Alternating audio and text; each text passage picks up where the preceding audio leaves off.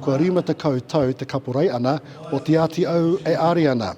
Koe nei te take kei te tū tēnei whakamauma aratanga ai whakanui I te kaupapa, I timata ia I o tātou tūpuna, ai tiaki I ngā poraka whenua me ngā uri e whakapapa ana ki ngā poraka whenua kei te awa tūpua.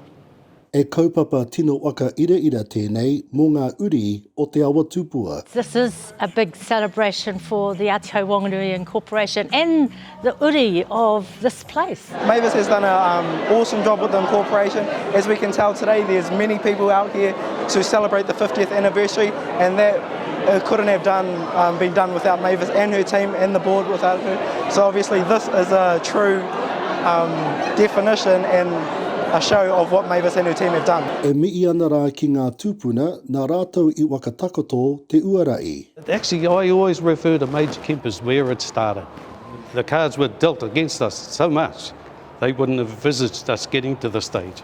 They had visions, they had aspirations, they had courage. They made sacrifice. Te āua nei, e pua wai mai ana ngā moemoea o ngā mātua tūpuna. Will those tūpuna be pleased with us?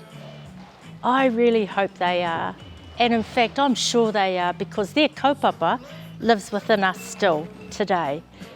E wai whakaaro ana te Koporeihana ki ngā whakatupuranga kei te eke tonu mai nei. I think what Ātihau are doing with rangatai at the moment is awesome, with awhi whenua, with cadetship, learning our rangatai learning how to be farmers. I think it's an awesome opportunity for our rangatai. Also in the future, I would like to see our rangatai going on the land and learning how to work the land as our tūpuna did, such as fishing as our ancestors did, eeling like our ancestors did, things like that. So they also know how to be farmers in the modern day, but then also know what our tūpuna used to do on the whenua. Ei tā rāua, me aro mai te unga rangatai ki ngā mai a Te Koporeihana. Involving rangatai in the incorporation is an important thing because really, as we know, with everything, rangatai are the future of it. So getting them more involved now, maybe we're not the high-end, governance role stuff, but just putting them in, like maybe into maybe a board meeting here and there, just so we know how it's running. So when comes a time when the rangatai take over, we already have a head start on what we need to take over.